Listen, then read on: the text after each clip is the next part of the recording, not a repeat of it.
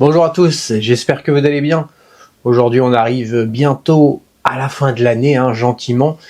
J'aimerais vous faire une vidéo un petit peu différente de d'habitude. On va pas parler de cartes Pokémon, d'argent, d'investissement, de nouveautés.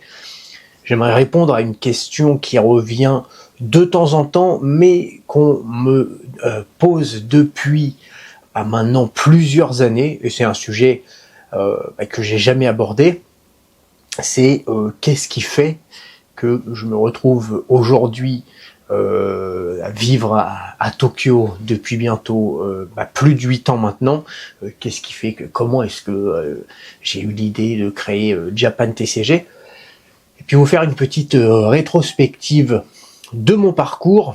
On va quand même devoir résumer 8-9 ans dans une vidéo, donc bien sûr on va pas rentrer extrêmement dans les détails, mais voilà, je vous fais une vidéo où on va parler un petit peu de qu'est-ce qui fait que je suis aujourd'hui ici. Certains d'entre vous d'ailleurs m'ont reconnu, puisque avant j'avais une ancienne chaîne YouTube où je parlais du Japon. Voilà, on va voir tout ça, et puis tu vas voir que de temps en temps la vie est quand même assez rigolote. Pour commencer, on va dire, au début de mon intérêt pour le Japon, ça a été les jeux vidéo. Je travaillais, donc là je te parle de ça, c'était il y a à peu près une dizaine d'années. Je travaillais chez Häagen-Dazs et j'ai décidé, malgré que j'avais un poste qui était cool, puisque j'étais manager, je travaillais en face du port de Sanary, dans le sud de la France. Voilà, j'allais au boulot, il y en avait pour 5-10 minutes à aller au travail, donc j'étais bien. C'était pas des très très gros salaires dans la restauration rapide, mais voilà, c'était cool. J'avais acheté un appartement, donc ça me permettait de rembourser mon crédit, etc. C'était cool. Et je me suis pris de passion pour StarCraft 2. Alors quand je te dis pris de passion, tu sais que bon, je fais rarement les choses à moitié, et donc je m'entraînais sur ce jeu de façon à être chaque jour un petit peu meilleur, jusqu'à atteindre les plus grosses ligues. Et j'ai été jusqu'à me poser la question, à me dire bon je vais essayer de gagner ma vie sur StarCraft 2 et donc de devenir pro gamer, peut-être par la suite d'avoir des contrats, des sponsors par Monster, Red Bull ou je ne sais quoi, et puis voilà, gagner des tournois et puis gagner ma vie en jouant à StarCraft 2. Donc j'ai arrêté mon travail chez Häagen-Dazs et en me disant je me donne un an. Voilà, bien sûr, j'avais prévu le coup, j'avais un petit peu d'argent de côté, etc. Et puis je me suis dit, je me donne un an, et puis on verra bien. Et puis il s'avère que dans StarCraft 2, alors pas que ce jeu-là, mais tu peux avoir aussi League of Legends, dans beaucoup de jeux e-sport comme ça, avec un gros niveau compétitif, le pays qui terrasse tout le monde, c'est la Corée. Les plus gros joueurs de StarCraft 2 en Corée, c'est l'équivalent de Zidane chez nous. C'est des mecs qui peuvent pas faire 2 pas dehors sans avoir des groupies, des autographes, etc. C'est des gens qui gagnent énormément d'argent. Alors ils gagnent probablement moins d'argent qu'un Mbappé ou qu'un Zidane, parce que dans le monde de l'e-sport, il y a quand même moins d'argent que dans le monde du football. Mais on est sur de la grosse star, et donc forcément quand tu veux être bon sur un jeu vidéo, forcément tu entends le nom de la Corée quand tu regardes des tournois, etc. Voilà, sur les 15 meilleures équipes, grosso modo, il y en a 12 qui sont coréennes. Bien sûr, pour devenir vraiment meilleur, ça se fait pas tout seul. J'ai donc un coach qui s'appelle Adel Scott à l'époque. Je sais pas si probablement certains le connaissent, puisque je jouais Protoss dans StarCraft 2, et donc c'était un très bon joueur. Et puis voilà, on jouait la même race. Et je me dis, si je veux vraiment être bon, il faut que je parte en Corée. Je vais partir une semaine ou deux en Corée. Je me disais même partir dans un bootcamp, quoi. Donc dans un endroit où t'as que des ordinateurs et t'as que des gens qui jouent à StarCraft 2. Et puis là, je serai entouré des meilleurs joueurs. Et puis voilà, là je vais prendre un gros boost, je vais pouvoir progresser. Et sauf que petit à petit, de fil en aiguille, je m'aperçois que c'est quand même extrêmement compliqué. C'est-à-dire que je voulais partir en Corée, mais je me disais d'un autre côté, là on est sur un gros investissement. que ce soit en termes de temps, que ce soit financier. Il faut prendre un billet d'avion, tu vois, sud de la France, Paris, Corée, machin. Et même si j'étais pas mauvais, c'est-à-dire que probablement que j'étais meilleur que 99% des gens qui jouent à StarCraft 2, mais sauf que si tu veux être payé dans le monde de l'e-sport, c'est pas, il faut pas être dans le top 1%. Il faut être dans le, allez, à l'époque top 10, top 20 européen. Et j'étais très très très loin de ce niveau. Et t'as des gens qui, à cette époque, je me disais, tu vois des Coréens qui ont 16 ans. Et moi, déjà, bon, c'était il y a 10 ans, tu vois, donc j'avais déjà j'avais, je sais pas, 24, 25, 26 ans, grosso modo, je sais plus exactement. Mais je me dis, ça va quand même être compliqué. Peut-être j'ai pas le talent. Mais bon, je me dis à la rigueur, pourquoi pas partir en Corée, ce sera cool au pire, même si je pars pas dans un bootcamp, mais de découvrir un peu le pays. Et de fil en aiguille, en checkant sur internet, bah forcément quand tu regardes des choses sur la Corée, tu as aussi des choses sur le Japon, sur le Vietnam, sur la Thaïlande, puisque voilà, voyage Asie, machin, et puis je regarde petit à petit, et je commence à hésiter, à me dire, est-ce que je pars en Corée, est-ce que je pars au Japon? Voilà, probablement que ce qui est de devenir joueur pro, bon là ça fait 6 mois, voilà, je suis dans les grosses ligues, mais c'est voilà, la différence, c'est un peu la différence comme le 100 mètres, hein, entre le gars qui court le 100 mètres en 10 secondes ou en 9 secondes 8 ou 9 secondes 7, il n'y a pas grand chose, mais en fait si, c'est cet écart-là qui fait que tu peux en vivre ou pas. Je me dis, ça me paraît compliqué, mais bon. Je continue de checker un petit peu toutes les informations sur internet et je me dis, putain, au lieu de partir en Corée, peut-être le Japon c'est pas mal quand même, hein. Pour 15 jours, et je sais pas pourquoi, je me dis, bon bah de toute façon voilà, j'ai décidé de prendre 15 jours, du coup j'avais décidé de prendre voilà 2 semaines de vacances. Je me dis, bon, la Corée ça a l'air vraiment cool aussi, mais je vais partir au Japon. Ouais, ça me correspond peut-être plus. Voilà, je vais visiter pendant 15 jours et puis je vais découvrir ça. Et donc me voilà parti. Je réserve un ryokan, c'est une sorte d'auberge de jeunesse. Tu payes pas très cher comme ça. Et je prends un billet pour... donc je pars, je me souviens plus de l'année, mais je sais que c'était le 1er avril, du 1er avril au 15 avril. Et je pars à Tokyo tout seul, sans connaître personne, avec mon sac de sport Adidas où j'avais mes affaires dedans.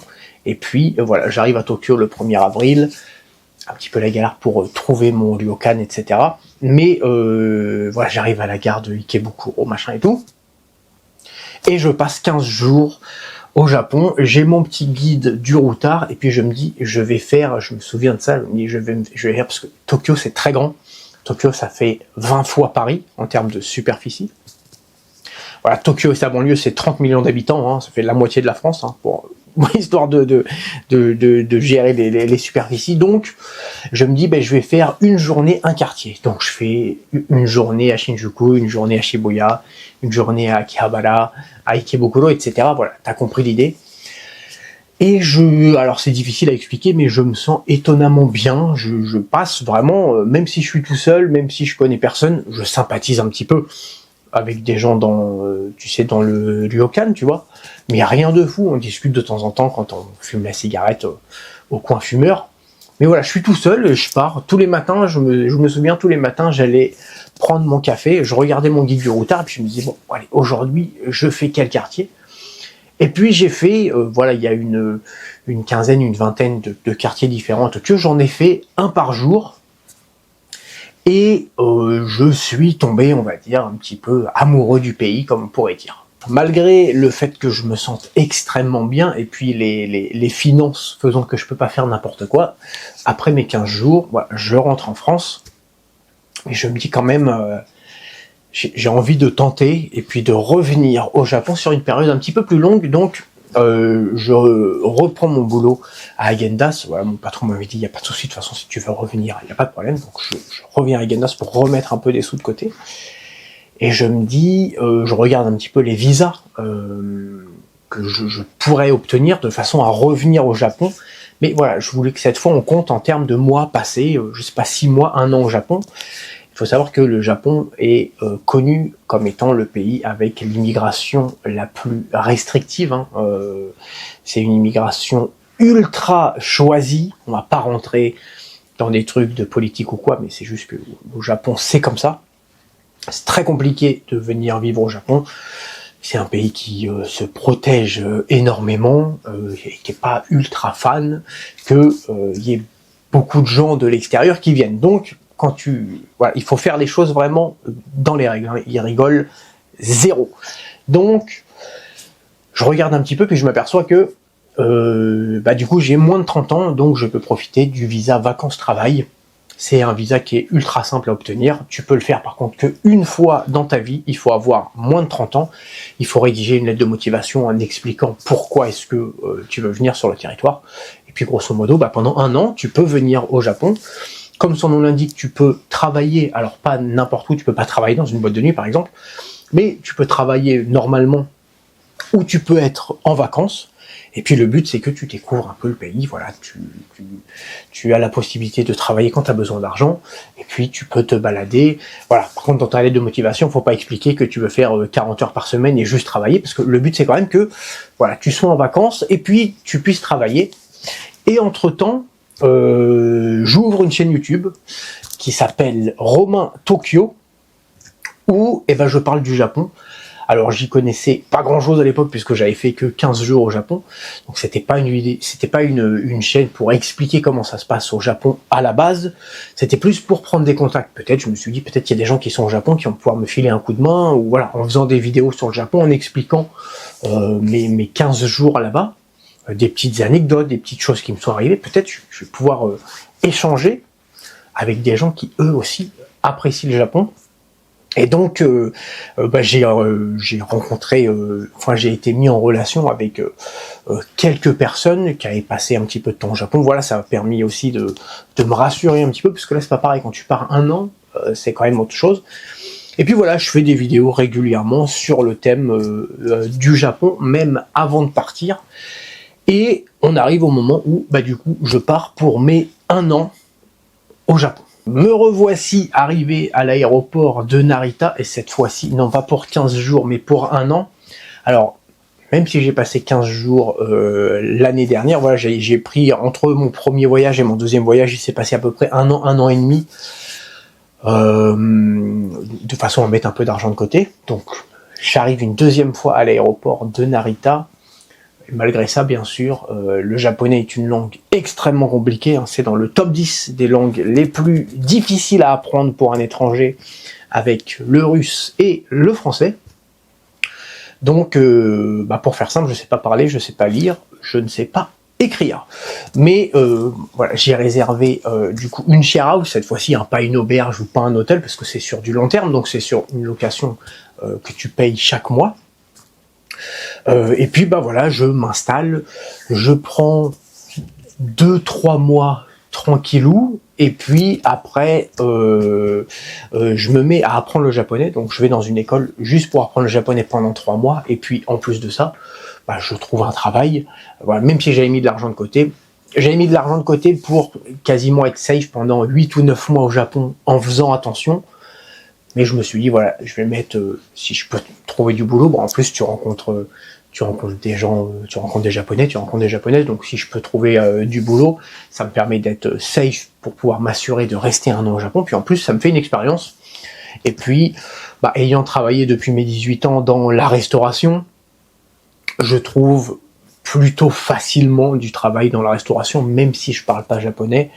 Bon voilà, j'ai 10 ans d'expérience, et puis là, on est sur des boulots. La restauration, c'est une chance, entre guillemets, d'avoir eu une expérience dans la restauration, parce que quand tu voyages à l'étranger, la restauration, c'est quand même le secteur qui recrute beaucoup, parce que c'est des métiers un petit peu compliqués, en tout cas physiquement, avec des horaires un petit peu à la con, c'est pas très bien payé. Donc c'est vrai que il y a souvent des places qui sont vacantes. Et puis moi, au-delà du fait que moi, il n'y a pas de souci pour travailler beaucoup avec des horaires chiants, etc. Mais en plus de ça, j'avais 10 ans d'expérience, parce que j'ai fait que ça, grosso modo. Avant Agendas, j'étais dans un restaurant à Paris, donc j'ai fait que de la restauration.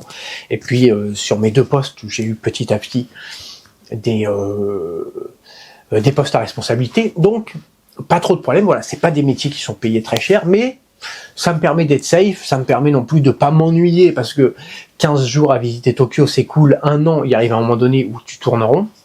Donc ça me permet de me créer un petit train de vie.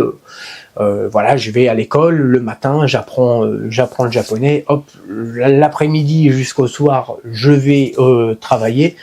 Ça me fait une expérience, j'apprends le japonais, je gagne un petit peu mes sous au Japon, j'arrive à survivre et à pas utiliser trop l'argent que j'avais mis de côté. Donc c'est cool. Je travaille dans plusieurs restaurants différents. Le soir, je veux rencontrer des gens. Je veux que ce soit en boîte, dans des events aussi l'après-midi ou le samedi, le dimanche quand j'ai pas cours, etc. Voilà, je me fais ma petite vie. Et puis, bah, vachement cool. Sauf que bon, bah, on arrive à un moment donné, ça va faire bientôt un an, et donc on arrive à la fin du visa, c'est-à-dire retour en France. Sauf que là, pour moi, je me dis non. Ça va faire là un an que voilà, je commence à avoir des potes. J'ai encore des potes que j'ai rencontrés à cette époque-là, que j'ai vu il y a 2 semaines. Johan, il est venu du coup dans le local ici. C'est un gars que j'ai rencontré parce que on a travaillé dans le même restaurant il y a quelques années. Donc pour moi, je me dis là, voilà, je me suis en plus j'ai investi du temps et de l'argent pour apprendre un petit peu le japonais. Alors j'ai pris 3 mois de cours, donc on part pas sur une conférence, mais je commence à être bien. Je me dis là, ouais, je suis vraiment trop bien. J'ai pas envie de rentrer en France, donc je commence à regarder. Quand il reste 2-3 mois de visa, je regarde savoir ce qui pourrait, comment je pourrais me débrouiller pour rester sur le territoire, tout en. Le but c'est pas juste de rester pour rester, mais continuer ce que j'étais en train de dérouler, quoi. Et je me dis le mieux, parce que je vois que avec 3 mois de japonais, c'est niveau crèche. Je me dis de toute façon, voilà, moi j'ai envie d'apprendre le japonais d'une façon beaucoup plus sérieuse. Et donc, ah, il y a une livraison, j'arrive. Hi. ゆうパックなんで、はいこの枠のところにサインいただいてます。はい。で、あとこちら。あとこっちね。はい。ありがとうございます。Désolé, me revoilà. Et donc je me dis, bah le mieux c'est que je fasse un visa étudiant, ce qui te permet, bah pour ça il faut étudier. Donc moi je voulais aller dans une école de japonais pour étudier le japonais. Donc là c'est un autre niveau, c'est 4 heures de japonais par jour, du lundi au vendredi. Et puis voilà, tu peux faire ça pendant, grosso modo, c'est encore un an et demi, en fonction de la date à laquelle tu t'inscris. Donc je me dis, ben, je vais faire ça. Alors là, c'est un petit peu plus lourd. Hein. Il y a un petit peu plus de papier, etc. à montrer, de trucs à signer, à aller récupérer. Il a fallu que j'aille récupérer un papier de mon ancien lycée où j'étais pour prouver que j'avais bien été à l'école, etc. En France, hein, donc il a fallu faire ces démarches-là. Et du coup, pour faire simple, du coup, mon visa étudiant est accepté et donc j'apprends le japonais pendant un an et demi, sans avoir, tout en continuant bien sûr ma chaîne YouTube. Hein, donc là, je fais, vu que pendant tout ce temps-là, pendant les 1 an de working visa, de working holiday visa, plus après pendant mon visa étudiant, je fais des vidéos très régulièrement sur le Japon. Je partage ma découverte du coup. C'est pour ça qu'il y en a certains d'entre vous qui m'ont connu grâce à cette chaîne. C'est une chaîne dont je me suis, pour l'instant, beaucoup plus occupé. Alors cette chaîne n'existe plus parce que j'ai supprimé. Je t'expliquerai pourquoi. Mais je m'en suis beaucoup plus occupé que Japan TCG. Je faisais vraiment des vidéos beaucoup plus régulièrement. J'ai dû faire, je crois, 150 vidéos, un truc comme ça. Donc c'est une chaîne qui a obtenu à peu près 20 000 abonnés en l'espace de 2-3 ans, quelque chose. Ouais, grosso modo, c'était ça. Donc c'était cool. Ça me permettait de, voilà, j'avais ma petite communauté, puis je faisais des vidéos. On va aller à Shibuya, on va aller à Ikebukuro. Je partageais ma découverte du Japon, en plus de continuer de construire gentiment ma vie au Japon. Pour la faire rapide, bien sûr, en plus de l'apprentissage du japonais le matin, mon boulot, les vidéos, aussi je passe mon temps, mais là plus pour du hobby, dans les magasins de cartes et Pokémon. Qui dit du Pokémon, qui dit du Dragon Ball, etc. Bon voilà, je suis né en 1987, hein, en plein où j'ai grandi avec le club Dorothée. Voilà, c'est aussi, là on est au Japon, on est dans le pays du club Dorothée. Hein. Qu'est-ce qui va tout changer? Bon déjà on a eu un coup du sort un truc un peu à la con entre, bon, je comptais partir en Corée, puis finalement je suis parti au Japon comme ça. Puis le deuxième coup du sort, c'est que je me dis, un jour sur ma chaîne Rome en Tokyo, je me dis je vais faire un concours, et puis je vais faire gagner des boosters de cartes Pokémon. À l'époque, pour que tu situes dans le temps, on est sur XY. Et de mémoire, je crois que c'était des boosters XY3. Je faisais gagner quelques boosters. À l'époque, ça valait pas très cher. Hein. Voilà, tout simplement, tu sais, tu t'abonnes à la chaîne YouTube, ou tu machin, ou tu mets un commentaire. Et puis, bah, tous les gens qui mettent un commentaire, vous avez une chance d'être sélectionné. Je crois que j'avais acheté 6 boosters, je crois. Et puis voilà, il y a 3 personnes qui gagneront 2 boosters. Et c'est la première fois que j'envoie gratuitement, du coup, des produits Pokémon depuis le Japon en France. Et cette idée a continué à germer dans ma tête et je me suis dit, moi j'ai un peu des connaissances. À cette époque-là, j'avais pas les connaissances que j'ai maintenant parce que c'est pas du tout mon métier. Moi j'étais focus sur ma chaîne YouTube de faire découvrir le Japon. Mais la graine a été plantée. Voilà, le germe a commencé à grandir petit à petit jusqu'au moment, encore une fois pour la faire rapide, où je me suis dit, bah, il faudrait que je crée une société pour être dans les clous au Japon, et puis je vais proposer des cartes. Alors à l'époque je faisais cartes Pokémon, cartes Dragon Ball, et beaucoup de produits dérivés, beaucoup plus que maintenant. Des peluches, des figurines, ça représentait, voilà, l'idée c'était que ça représente une partie non négligeable du chiffre d'affaires. C'est pas juste un petit goodies comme ça. Voilà, où tu peux acheter une figurine Vegeta, un truc. Voilà, mon idée c'était ça. Donc je me renseigne comment on fait ça parce que moi je sais absolument pas comment est-ce qu'on crée une société au Japon. J'y connais absolument rien. Je sais pas quel droit est-ce que je peux obtenir en ayant une société, etc.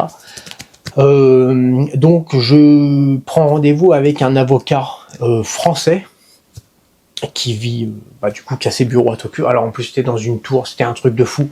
Moi j'arrive, je sais que, tu sais, le truc où t'arrives, tu sais que t'es pas à ta place. Juste pour rentrer dans le bâtiment, on te demande avec qui t'as rendez-vous, pourquoi, comment, à quelle heure, etc. On te donne un badge, machin. T'arrives, il y a une table, genre on peut mettre 50 personnes autour. Tu sais, au 31e étage d'une tour. Je me dis, c'est peut-être pas bon. Je discute avec du coup l'avocat qui parle français, qui est extrêmement sympathique, qui m'a rien fait payer. C'était un premier entretien comme ça. Je lui explique un petit peu la chose et il me dit bon, vous voyez les locaux qu'on a ici. Je pense que c'est pas une bonne idée qu'on travaille ensemble parce que c'est probablement pas ce qu'il vous faut. Vous pouvez trouver un avocat de quartier, etc., qui va vous faire ça. Parce que moi, je sais pas comment on fait pour créer une société. Donc, bon, je me renseigne un petit peu plus. Je trouve un expert qui peut créer la société du coup, à l'époque, je crée une Godo Kaisha. Je crois, de mémoire, il y en a pour 2000 €, je crois. Pour le pack complet, c'est-à-dire il te crée la société, il doit déclarer la société au ministère de la Justice. Au Japon c'est comme ça, je sais pas comment c'est en France. Il te commande et il te crée les Zinkan, tu sais, c'est les tampons de société, etc. Il te fait tout, tu reçois tout ça, voilà. Grosso modo, tout ça, il y en a pour 2000 €. Et puis à côté de ça, j'ai un ami qui a déjà une société qui me renseigne et qui me donne le contact d'un comptable, parce que là tu vas pas faire la comptabilité. Déjà en France tu vas pas faire la comptabilité tout seul, parce que je sais pas si tu as déjà ouvert le logiciel Ciel Compta, mais c'est un métier à part entière. Mais là en plus on est au Japon. Donc je trouve un comptable, Suzuki-san, et puis je lui explique le truc, et puis du coup la société est créée. Donc j'ai fait ça pendant mon visa étudiant. La société est créée et puis j'ai mon comptable qui va tout me gérer. Le problème c'est que mon visa étudiant se finit bientôt. Donc bien sûr je me suis renseigné en amont. Quand tu crées une société au Japon, si tu as une société qui détient un capital de plus de 5 millions d'yens, donc c'est 5 millions ou plus, eh bien tu es éligible au visa d'investisseur. Donc bien sûr, quand j'ai créé la société, j'ai injecté 5 millions de yens. C'était la totalité de l'argent que j'avais en France, voire un peu plus, en fait. En fait, un peu plus. Bon. Et donc du coup, je fais un transfert d'argent de mon compte bancaire en France à mon compte au Japon. Et puis ensuite, je crée la société. Cette société, je lui injecte les 5 millions de yens. Je mets le minimum syndical pour pouvoir être éligible, pour avoir un visa d'investisseur. Et puis là, qui te permet de rester. Alors le visa d'investisseur, ça va être 1 an, 3 ans, 5 ans, ça dépend. De toute façon, c'est renouvelable. Mais voilà, pour avoir un visa d'investisseur, il faut avoir investi au Japon et donc détenir une société au capital minimum de 5 millions de yens. Donc c'est ce que je fais.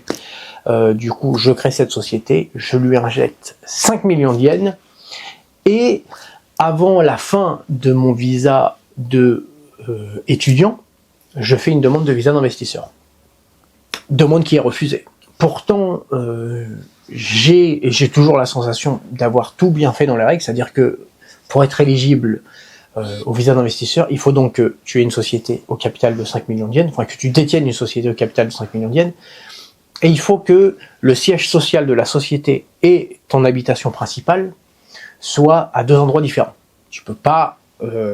c'est comme par exemple moi, si je loue les locaux ici, si je mets la société ici et que moi je vis ailleurs, c'est bon. Mais par contre, tu peux pas dire que la société, c'est chez toi. Et tout ça, c'était bon. J'avais loué un tout petit local. Alors, c'était quasiment une box, quoi. Une post box.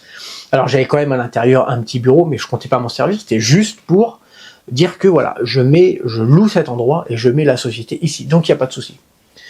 Il n'y a pas de souci, sauf que j'avais oublié quelque chose. C'est que au Japon, comme d'ailleurs n'importe où dans le monde, concernant l'immigration, la réponse de ta demande, c'est toujours à la discrétion de l'immigration. Il n'y a jamais un moment donné où on va te dire si tu fais ça, ça et ça, c'est sûr que tu as un visa. Ça n'existe pas. Tu es éligible. Ça veut dire que tu es dans une position où tu as le droit de faire une demande et que cette demande soit étudiée. Ça ne veut absolument pas dire qu'on va te donner ton visa comme ça. Et donc ça a été refusé. Alors ça a été refusé pourquoi? Et c'est là que c'est compliqué, c'est que l'immigration ne te donne pas les raisons. Parce que s'ils te disent parce qu'il y a ça, ça et ça, si jamais toi tu règles le problème de ça, ça et ça, ils sont obligés de te donner le visa. Et ça n'existe pas. Dans n'importe quel pays, ça n'existe pas une situation où l'immigration est obligée de te donner un visa. Donc si tu leur demandes, ok, bon ça a été refusé, mais pourquoi? De façon à ce que je puisse régler le souci, et particulièrement au Japon, ils te disent rien. Ils vont te dire, moi ils m'ont dit textuellement, hein, en plus à cette époque-là, je parlais pas trop mal japonais. Quand j'avais rendez-vous à l'immigration, il y avait mon expert qui était là, mais moi aussi j'étais là, on s'entretenait tous les deux. Et quand je lui demande pourquoi, il me dit, c'est compliqué, il faut faire attention. Alors moi je dis, moi je veux bien faire attention, hein, mais il me dit, bon, allez. Donc, bon, refusé. Donc, je change de business plan, on change un peu les chiffres avec l'expert, etc. Et on fait une deuxième demande de visa d'investisseur. Alors, par exemple, il y avait un souci, c'est que c'est vrai que nous, on dit, tu sais, Pokémon, Dragon Ball, ça fait partie de la culture japonaise. Pour l'immigration japonaise, et il me l'a dit textuellement, c'est de la sous-culture, c'est subculture. C'est-à-dire que, en fait, non seulement j'ai 5 millions de yens, c'est-à-dire, entre guillemets, j'ai que 5 millions de yens. Alors 5 millions de yens, ça va faire peut-être 30 000 euros pour chacun d'entre nous, ça paraît énorme.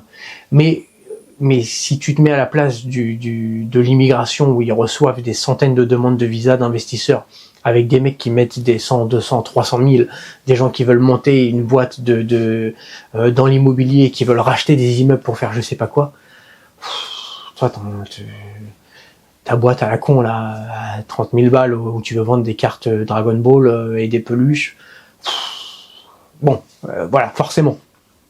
Donc, il me dit, ouais, c'est de la sous-culture. Bon. Mais bon, on change un peu on change le business plan, donc le business plan prévisionnel sur 3 ans, on change un petit peu tout ça, et puis on dit bon bah on va réessayer de faire une deuxième demande de visa avec l'expert. On fait du coup une deuxième demande de visa d'investisseur. Moi je commence à transpirer, hein, parce que là j'ai mis 30 000, c'est-à-dire il faut quand même se mettre dans la situation où t'envoies tout l'argent au Japon pour faire ta société, parce que tu comptes rester. Mais si on me dit non, parce que si on me dit non, là, tout l'argent que tu as, le fait que tu as payé 2-3 000 euros pour créer la société, etc., tout ça, on s'en fout. Hein. Tu dégages. Hein. À la fin de ton visa étudiant, tu dégages. Bon. Donc, on fait la deuxième demande. Refusé. Non, c'est pas des conneries. Refusé. Je dis, bon, ouais, mais là, c'est chiant quand même, parce que... Et puis, pendant le temps où ta demande de visa est refusée, moi je travaillais déjà, c'est-à-dire que la société était créée, elle générait du chiffre d'affaires, et ça c'est pas un problème. C'est pas du chiffre d'affaires illégal, la société elle existe. La société elle existe, les clients existent, et je faisais déjà, j'expédiais déjà des peluches, des cartes Pokémon, Dragon Ball, des figurines, etc. Et il n'y a pas de problème. Et je pourrais tout à fait, après, déclarer ce qu'a gagné la société, il n'y a pas de problème. Mais juste à la fin de ton visa étudiant, toi tu dégages. Tu n'as pas le droit de rester sur le sol japonais. Et là c'est chiant parce que bah, forcément, mon activité, si jamais je peux pas rester sur le sol japonais, elle est morte. Et sur la troisième demande, acceptée. Enfin accepté. Alors bon, on peut considérer ça quand même comme un all-in, parce que c'est vrai que si jamais c'était pas accepté, je sais pas comment j'aurais fait. Bon, mon instinct me dit que j'aurais trouvé une solution, mais c'est vrai que là, pour revenir, il aurait fallu que je revienne, parce que j'ai ma société qui est au Japon. J'avais du stock, hein, etc. Alors du stock qui était à l'époque dans ma chambre. Dans ma share house que je louais, mais si du jour au lendemain tu dois partir, j'avais peut-être 10% du stock que j'ai là. Mais quand même, comment je fais pour... je sais pas comment j'aurais fait. J'aurais trouvé une solution. Mais voilà, la troisième fois, ça a été accepté. Donc, j'avais un an où je pouvais travailler. Je pouvais pas travailler ailleurs, parce que quand tu es un investisseur, tu peux travailler que dans ta société. Ce qui est compréhensible, puisque on t'accorde le droit de rester sur le territoire parce que tu es un investisseur, donc c'est pas pour aller travailler chez Bobby Pom Pom. Et entre-temps, pendant tout ce temps-là, du coup, je vous en ai pas parlé, mais j'ai rencontré du coup Kumiko, qui était ma copine, qui est ensuite devenue ma femme. Aujourd'hui, avec ma femme, on a un enfant, et c'est vrai qu'au Japon, c'est un petit peu comme la France d'avant, c'est-à-dire que avant de faire un enfant, on se marie. Tout le monde, si tu discutes avec quelqu'un et que tu lui dis, voilà, j'ai un enfant, la personne automatiquement ici sait que t'es marié. C'est comme ça, un petit peu comme avant en France. Avant de faire un enfant, on se mariait. Donc, on s'est marié du coup avec ma copine qui est devenue ma femme. Et du coup, ce visa d'investisseur, j'en ai que très peu. Je l'ai que très peu utilisé parce que je suis passé du coup sur un visa marital qui me change pas grand chose, on va dire, dans ma vie de tous les jours, mais par contre ça me permet de pouvoir travailler ailleurs. Le visa investisseur, tu travailles que pour ta société. Or, avec le visa marital, tu peux travailler pour ta société comme tu peux travailler ailleurs. Il n'y a pas de problème là-dessus. Par la suite, ça va faire maintenant du coup plusieurs années que je suis au Japon. Hein. Si on compte, il y a les 15 jours, les premiers 15 jours. Après, j'ai fait un an en working holiday. Après, j'ai fait plus de un an et demi en visa étudiant. Ensuite, je suis passé sur mon visa d'investisseur. Ensuite, j'étais marié, je suis passé sur mon visa marital. Donc, ça va faire déjà probablement peut-être 4 ans que je suis au Japon. J'ai plus trop ce truc de découverte. Donc, c'est vrai que la chaîne Romain Tokyo, du coup, je l'ai fermée. Parce que même s'il y avait, on était sur une chaîne de, je te dis à peu près 20 000 abonnés, probablement entre 10 à 15 000 vues par vidéo, donc, très cool, communauté très sympa et tout, mais c'est juste qu'il n'y a plus d'intérêt parce que je partageais ma découverte, et que j'étais arrivé à un moment donné où quand ça devient ton quotidien, soit tu continues à jouer un jeu et à dire, allez là je vous emmène au carrefour de Shibuya, vous allez voir c'est incroyable, et puis tu surjoues, alors qu'en fait tu y vas tous les jours pour bosser. Et moi, ça m'a saoulé. Et encore une fois, voilà, c'est pas les gens, c'est pas c'est juste que l'essence même de pourquoi est-ce que j'ai créé la chaîne, et puis la situation dans laquelle j'étais maintenant, où c'était devenu beaucoup plus mon quotidien, fait que ça n'avait plus de sens de continuer cette chaîne YouTube. Donc je ferme Romain Tokyo, et en parallèle de faire mes exportations de peluches, de cartes, de figurines, je travaille dans le monde de la nuit. Je commence à travailler à Roppongi, dans un club. Je travaillais de minuit jusqu'à 11h, midi le matin, juste 1 à 2 fois par semaine. C'était pas tant pour l'argent, parce que ma société me générait assez d'argent pour ce qui est de vivre tous les jours au Japon, mais c'était pour rencontrer des gens. Je voulais, tu vois, voilà. Ça faisait plus de 10 ans que je travaillais dans la restauration. Là, je passe à un moment donné où on travaille en équipe, on a des managers, on a des gens, on discute avec les mecs en cuisine, en salle, etc. À un truc où je suis tout seul chez moi à faire des envois, à faire des achats, machin. C'était psychologiquement, il me manquait beaucoup ce contact, donc je me suis dit, il faut que je trouve un truc avec un autre boulot que je puisse faire de temps en temps, qui m'équilibre un peu ça. Peu importe ce que je gagne, mais où je veux voir du monde. Et là où tu vois le plus de monde, où tu vois encore plus de monde que si tu bosses dans la restauration, c'est si tu bosses en boîte de nuit. Si tu bosses en boîte de nuit, c'est des centaines de personnes chaque soir. Quand je travaillais à A-Life, c'était entre 1000 à 1500 personnes par soir, chaque vendredi et chaque samedi. Tu rencontres aussi énormément de gens, parce qu'en boîte de nuit, il y a tout le monde qui vit en boîte de nuit. Donc tu vas avoir des gens comme toi et moi qui viennent, qui payent leur entrée 1000 yens ou 2000 yens, enfin bon, bref, 10 €. Et puis à côté, tu peux avoir au VIP Justin Bieber, par exemple. Donc tu as vraiment tout le monde, n'importe quel, tout le panel de la société qui peut se retrouver en boîte de nuit. Donc moi, c'était vraiment cool. Notamment, j'ai rencontré le petit-fils Tajali, donc c'est-à-dire le petit-fils de la personne qui a créé Pokémon. Voilà. Son petit-fils, j'ai son line, dont je ne me sers pas. J'ai rencontré, c'est un bien gros mot, mais en tout cas, j'ai trinqué avec Post Malone. Bon, voilà. T'es quand même dans un truc qui est cool. Et puis voilà, que ce soit dans le monde de la nuit ou que ce soit dans mes exportations, dans les deux cas, ça se passait extrêmement bien. Pour ce qui est du monde de la nuit, j'ai pu également petit à petit accéder à des postes à responsabilité jusqu'à être numéro 2 d'un club à Shibuya. Donc là, je peux te dire que t'es bien.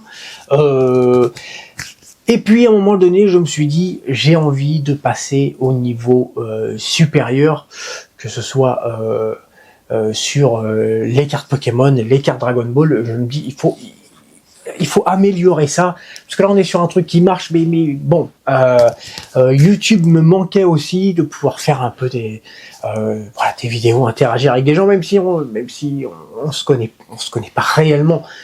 Mais voilà, ça me manquait un petit peu. Il faut savoir que moi, dans ma vie de tous les jours, les seuls moments où je parle français, c'est quand je fais une vidéo YouTube. Donc tout ça, c'est aussi important. Et donc, j'ai passé mon ancienne société en société dormante. J'ai plus besoin de faire de chiffre d'affaires, etc. Pour rester au Japon avec cette société, puisque j'ai un visa marital, donc c'est plus un problème. Et je crée Japan TCG, du coup, il y a plusieurs années de ça, il y a probablement maintenant 4 ans, et je me dis, je vais me focus sur ce qui me plaît le plus, et sur la chose sur laquelle, au-delà du fait que j'ai le plus d'intérêt, mais j'ai le plus de connaissances, c'est les cartes Pokémon, et je lance, du coup, Japan TCG. Alors on peut se dire, pourquoi est-ce que tu crées une société où tu vas exporter des cartes alors que tu avais une société où tu exportais tes cartes? Parce que l'identité est importante. C'est pour ça que j'en avais parlé dans d'anciennes vidéos, c'est important de se dire, de se focus sur, entre guillemets, une niche.